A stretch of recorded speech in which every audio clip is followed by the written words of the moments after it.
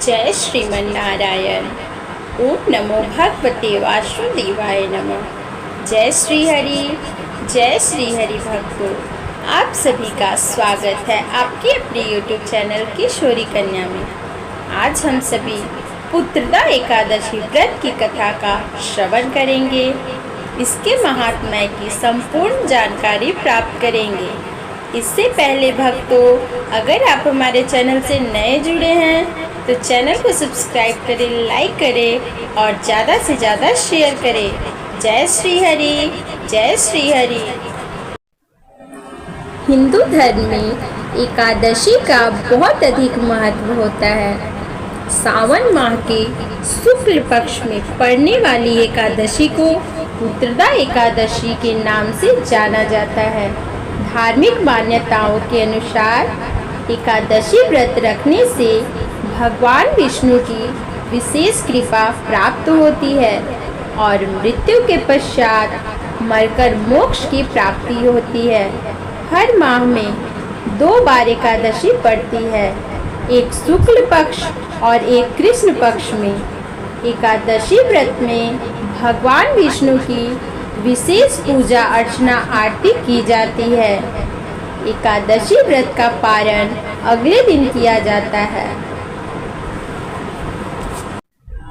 एकादशी व्रत कथा का पाठ जरूर सुनना चाहिए। ऐसा माना जाता है कि व्रत की कथा का पाठ करने और सुनने से भगवान विष्णु की असीम कृपा हम सभी पर प्राप्त होती है और हमारी सारी मनोकामनाएं शीघ्र ही पूर्ण हो जाती है। मृत्यु लोक के पश्चात मरकर हमें मोक्ष की प्राप्ति होती है। जय श्री हरि। तो आइए हम सभी एकादशी व्रत की कथा का श्रवण करते हैं। श्री युधिष्ठिर कहने लगे कि हे भगवान, सावन शुक्ल एकादशी का क्या नाम है? इस व्रत की विधि तथा इसके महात्म्य कृपा करके कहिए। मधुसूदन कहने लगे कि इस एकादशी का नाम पुत्रदा है। अब आप शांति पूर्वक इसकी कथा का श्रवण कीजिए। इसके सुनने मात्र से वाजपेयी यज्ञ की फल प्राप्ति होती है। द्वापर युग के आरंभ में महिष्मती नाम की एक नगरी थी, जिसमें महिजीत नाम का राजा राज्य करता था। लेकिन पुत्रहीन होने के कारण राजा को राज्य सुखदायक नहीं लगता था। उसकी मानना थी कि जिसकी संतान ना हो उसके लिए यह लोक और परलोक दोनों ही दुखकारक है। पुत्र सुख की प्राप्ति के लिए राजा ने अनेक उपाय किए, परंतु राजा को पुत्र की प्राप्ति ना हो सकी। वृद्धा अवस्था आती देखकर राजा ने प्रजा के प्रतिनिधियों को बुलाया और कहा, हे प्रजाजनों, मेरे खजाने में अन्याय से उपजाऊ किया हुआ धन नहीं है। मैंने कभी देवता तथा ब्राह्मणों का धन छीना है। किसी दूसरे की धरोहर भी मैंने नहीं ली। प्रजा को पुत्र के समान पालता रहा हूँ। मैं अपराधियों को भी पुत्र तथा बांधवों की तरह दंड देता रहा। कभी किसी से घृणा नहीं की, सबको समान माना।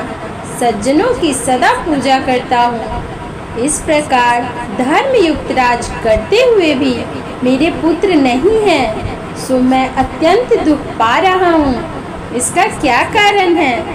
राजा महिजीत की इस बात को विचारने के लिए मंत्री तथा प्रजा के प्रतिनिधि वन को गए। बड़े बड़े ऋषि मुनियों के दर्शन किए। राजा की उत्तम कामना की पूर्ति के लिए किसी श्रेष्ठ तपस्वी मुनि को देखते फिरते रहते थे। वे इसी तलाश में थे। एक आश्रम में उन्होंने एक अत्यंत वायुवृत्त धर्म के ज्ञाता बड़े तपस्वी परमात्मा में मन लगाए हुए निराकार, जितेंद्रिय, जितात्मय, जित क्रोध सनातन धर्म के गुण तत्वों को जानने वाले, समस्त शास्त्रों के ज्ञाता महात्मा लोमश मुनि को देखे, जिनका कल्प के व्यतीत होने का एक रोम गिरता है। सबने जाकर ऋषि को प्रणाम किया। उन लोगों को देखकर मुनि ने पूछा कि आप लोग किस कारण से आए हैं। निसंदेह मैं आप लोगों की हित का कार्य करूंगा। मैं आप सभी के कल्याण हेतु हमेशा तत्पर रहता हूँ। मेरा जन्म केवल दूसरों के उपकार के लिए हुआ है, इसमें संदेह मत करो। लोमश ऋषि के ऐसे वचन सुनकर सब लोग बोले, हे महर्षि, आप हमारी बात जानने में ब्रह्मा से भी अधिक समर्थ हैं, अतः आप हमारे इस संदेह को दूर कीजिए। महिष्मतीपुरी का धर्मात्मा राजा महिजीत प्रजा का पुत्र के समान पालन करते हैं, फिर भी वह पुत्रहीन होने के कारण अत्यंत दुखी रहते हैं। उन लोगों ने आगे कहा कि हम लोग उनकी प्रजा हैं, अतः उनके दुख से भी दुखी हैं। आपके दर्शन से हमें पूर्ण विश्वास है कि हमारा यह संकट अवश्य दूर हो जाएगा, क्योंकि महान पुरुषों के दर्शन मात्र से अनेक कष्ट दूर हो जाते हैं। अतः आप कृपा करके राजा के पुत्र होने के उपाय हमें बतलाएं। यह वार्ता सुनकर ऋषि ने थोड़ी देर के लिए नेत्र बंद कर लिए। राजा के पूर्व जन्म का वृत्तांत जानकर कहने लगे कि यह राजा पूर्व जन्म में निर्धन वैश्य था। निर्धन होने के कारण इसने कई बुरे कर्म किए हैं। यह एक गांव से दूसरे गांव व्यापार करने जाया करता था। एक समय श्रेष्ठ मास के शुक्ल पक्ष की द्वादशी के दिन मध्या के समय, जब वह 2 दिन से भूखा प्यासा था, एक जलाशय में जल पीने गया। उसी स्थान पर एक तत्काल की ब्याही हुई प्यारी गौ जल पी रही थी। राजा ने उस प्यारी गाय को जल पीने से हटा दिया और स्वयं जल पीने लगा। इसलिए राजा को यह दुख सहना पड़ा। एकादशी के दिन भूखा रहने से वह राजा हुआ और प्यासी गौ को जल पीते हुए हटाने के कारण पुत्र वियोग का दुख सहना पड़ रहा है।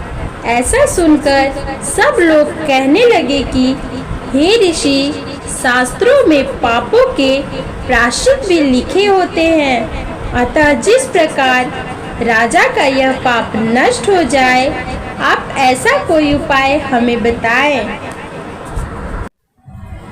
लोमश मुनि कहने लगे कि सावन शुक्ल पक्ष की एकादशी, जिसे पुत्रदा एकादशी भी कहते हैं, तुम सब लोग व्रत करो और रात्रि को जागरण करो। इससे राजा का यह पूर्व जन्म का पाप अवश्य नष्ट हो जाएगा। साथ ही राजा को पुत्र की प्राप्ति भी अवश्य होगी। लोमश ऋषि के ऐसे वचन सुनकर मंत्रियों सहित सारी प्रजा नगर को वापस लौट आई। जब सावन शुक्ल एकादशी आई तो ऋषि की आज्ञा अनुसार सबने पुत्रदा एकादशी का व्रत किया व रात्रि को जागरण किया। इसके पश्चात द्वादशी के दिन इसके पुण्य का फल राजा को दिया गया। उस पुण्य के प्रभाव से रानी ने गर्भ धारण किया और प्रसव काल समाप्त होने पर उसके एक बड़े तेजस्वी पुत्र उत्पन्न हुए। इसलिए हे राजन, इस सावन शुक्ल एकादशी का नाम पुत्रदा पड़ा।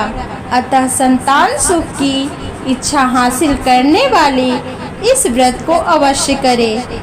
इसके महात्म्य को सुनने से मनुष्य के सारे पाप नष्ट हो जाते हैं और इस लोक में संतान सुख भोग कर परम लोक में स्वर्ग की प्राप्ति होती है।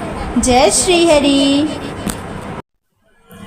जिस भगवान विष्णु की शरण में जाने से हमें मोक्ष की, संतान की, सुख समृद्धि की अर्थात स्वस्थ शरीर, सुंदर स्वरूप की प्राप्ति हो, उस भगवान विष्णु की शरण में हमें अवश्य जाना चाहिए।